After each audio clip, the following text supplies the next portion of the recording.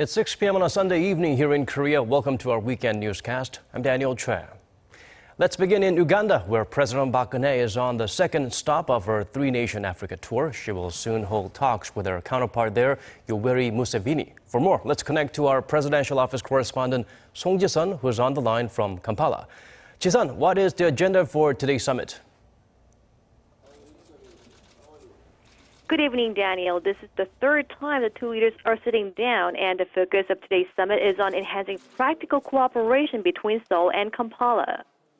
In terms of the economy, the two sides will agree on ways to expand cooperation in building Uganda's infrastructure and boosting bilateral trade. Uganda is a key nation to entering Africa, as it is a member of the continent's free trade blocs like the East African Community and the Common Market for Eastern and Southern Africa.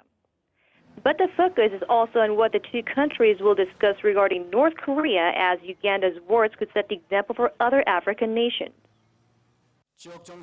With regard to regional issues, President Park will ask for Uganda's cooperation in pressing North Korea in line with the international community and explaining the gravity of security conditions on the Korean peninsula.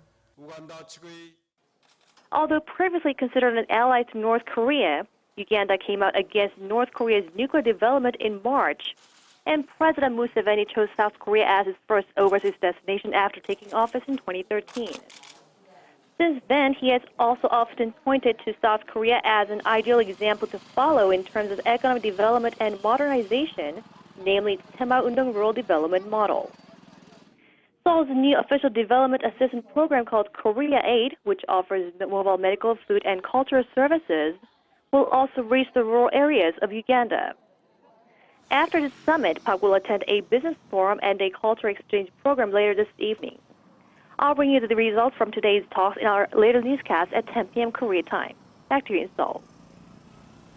All right, thank you for being out there for us, Ji-sun. Turning to another story, Uganda should adopt Korea's development model to achieve its own development goals. That's according to a local newspaper, New Vision. It was stated in an article published Sunday that nearly 600 Ugandan officials received customized on-site training in Korea through the end of 2015.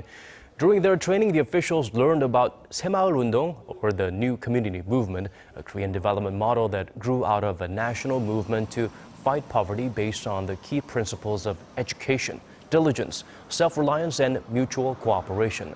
Lutalo, a sub-county chief, said their own Semaul-Undong action plan improved the villagers' living standards and productivity.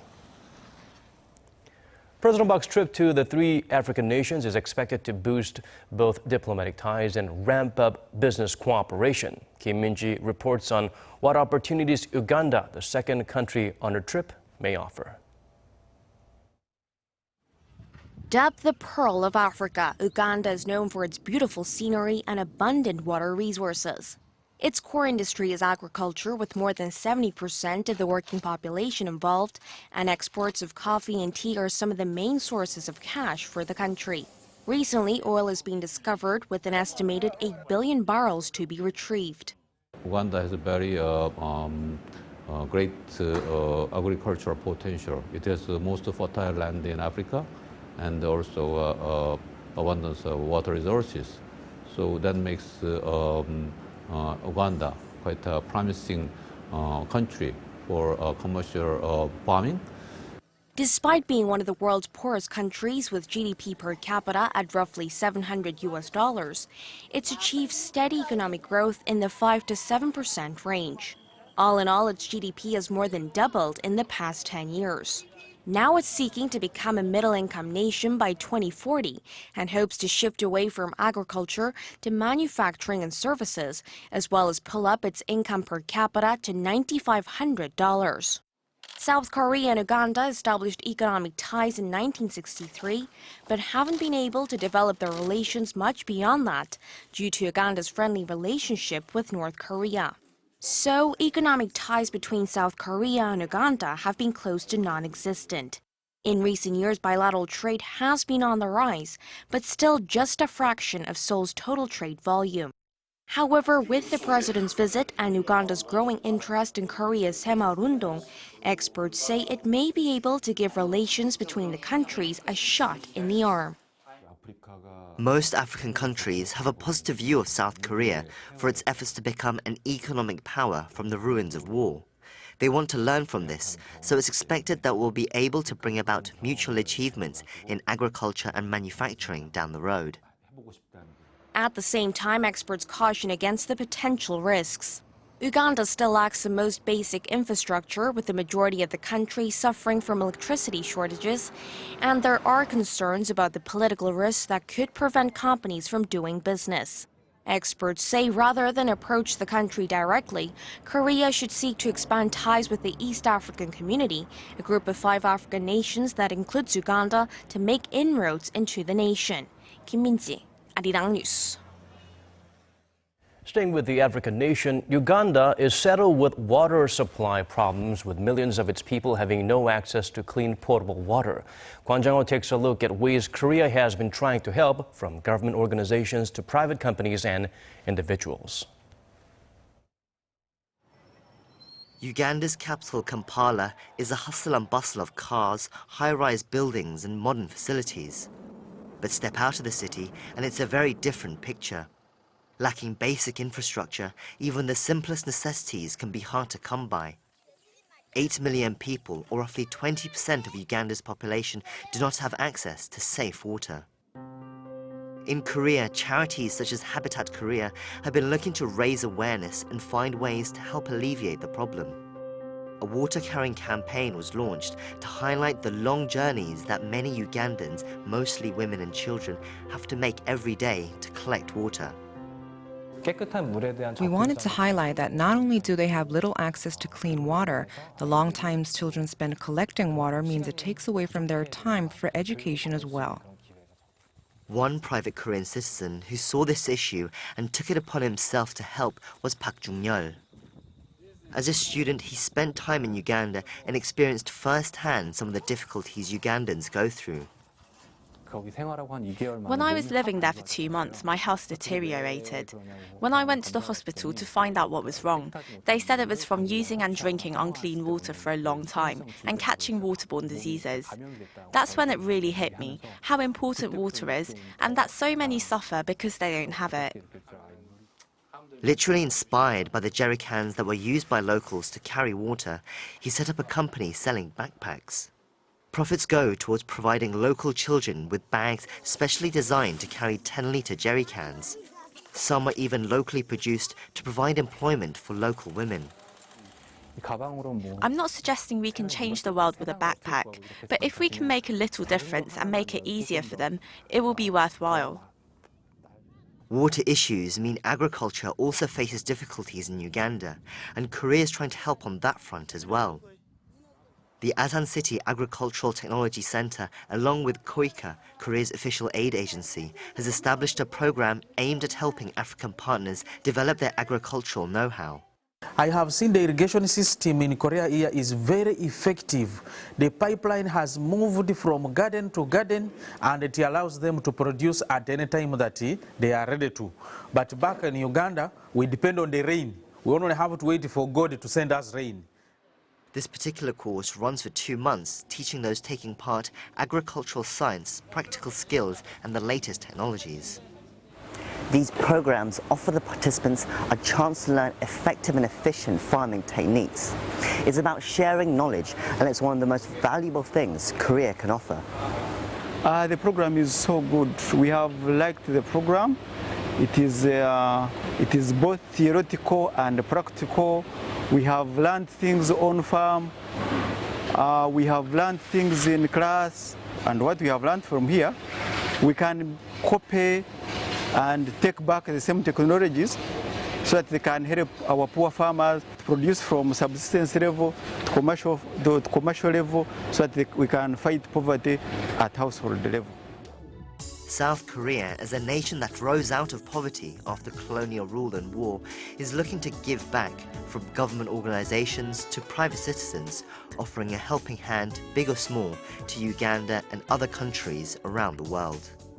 Kwon Jang-ho, Arirang News.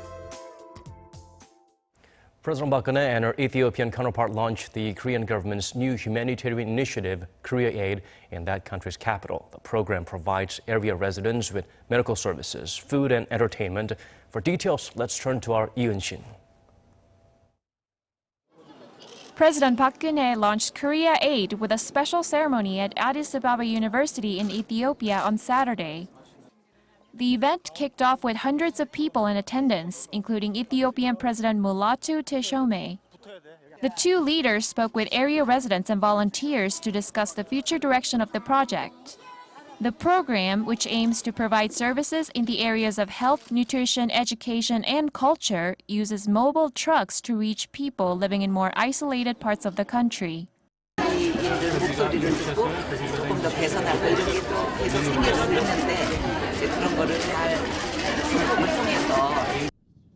Ethiopia is among the world's poorest countries, with 87% of the population classified by Oxford University as multidimensionally poor. The nation is especially in need of upgrades to its healthcare system. There are only 0.03 doctors per 1,000 people, a significantly low rate compared to the world average of more than one physician per 1,000. Given that, medical support was prioritized in the region. More than 20 Korean doctors and nurses joined area doctors to provide general checkups and pediatric care.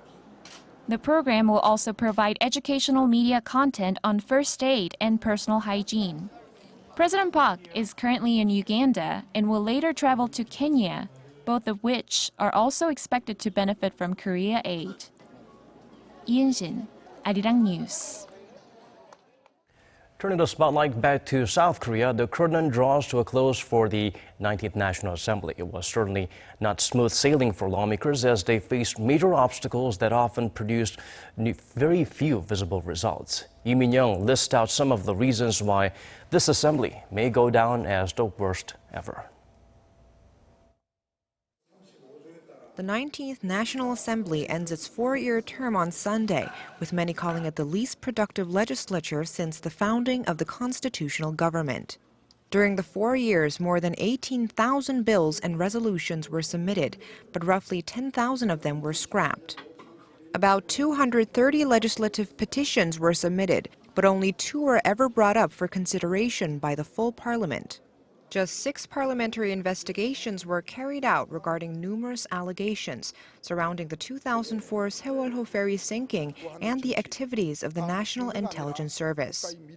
During its term, the 19th Assembly was also mired in unending political disputes amid trying economic conditions both at home and abroad. In 2014, debate about a special law related to the sinking of the Sewol-ho ferry held up parliamentary affairs for more than 150 days. During that time, not a single bill was processed. Earlier this year, the Assembly was deadlocked again over a counterterrorism bill with opposition lawmakers filibustering the legislation for more than 190 hours. The confrontations between the ruling party and the opposition continued even up to the Assembly's final days, with President Park on Friday vetoing a revision to the National Assembly Act that would have allowed for more parliamentary hearings. Lee Min-young, Arirang News. The UN chief's visit to a folk village over the weekend is adding fuel to rumors that about his possible presidential aspirations. That is, Ban Ki-moon's visit to Hwae village is being seen as a start of his presidential campaign because this part of Korea, Gyeongsang-buk-do province, is the traditional stronghold of the Saenuri Party. Following last month's crushing general election defeat, many see Ban as a shining beacon of hope for the ruling camp. Aside from touring the folk village and planting a tree there, the UN chief was scheduled to have lunch with key local politicians, including the provincial governor and Saenuri Party members, before heading to Gyeongju to attend a UN conference. This week, a committee devoted to setting up a foundation for the Korean victims of Japan's wartime sex slavery will get to work. The members will lay the groundwork to ensure the compensation measures for the victims announced during a historic agreement between Seoul and Tokyo back in December that are fully implemented. Under the deal, Japan pledged to donate 1 billion yen or $9 million to the foundation, which they will help set up. The committee will be comprised of 10 experts, including officials from the Ministry of Foreign Affairs and the Ministry of Gender Equality and Family. They will decide on the foundation's direction and discuss logistical matters regarding the payment. An unnamed source, familiar with the matter, said the committee will be launched around May 31st. Come June, one of Korea's most popular dishes will be more easily accessible to Chinese consumers. Seoul's Agriculture Ministry announced Sunday an agreement to export samgyetang to the most populous country in the world. It's about time, as Korea has been promoting exports of the chicken soup since the year 2006, but little progress was made due to quarantine-related issues. But the green light comes thanks in no small parts to its sudden rise in popularity in China after being featured in the Korean drama Descendants of the Sun. The energy-boosting ginseng chicken dish will be processed and shipped in cans and other packaging so it can be easily consumed. Industry watchers expect $3 million worth of samgyetang will be sold in China in the first year.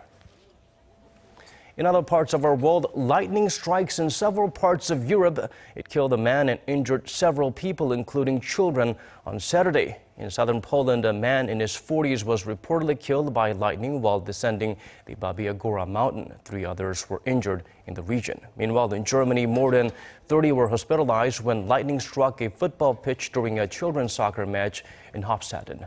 While most were found to be unharmed, a 45-year-old referee was hit directly and had to be resuscitated.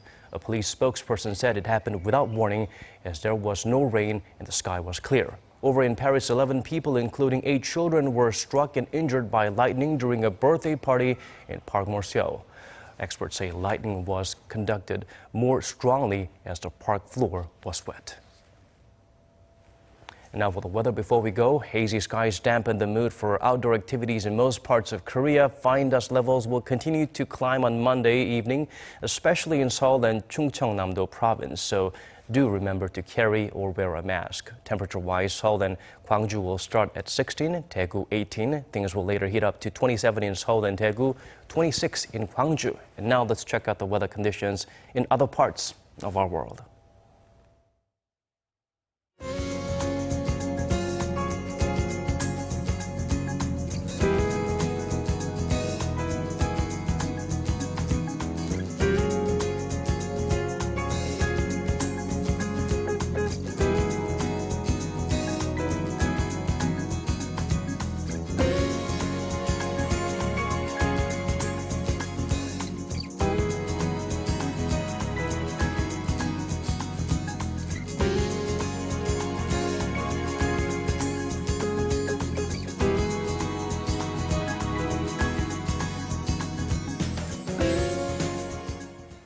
That's all from us for now. Do tune in for more at 10 p.m. Korea time. Thanks for watching.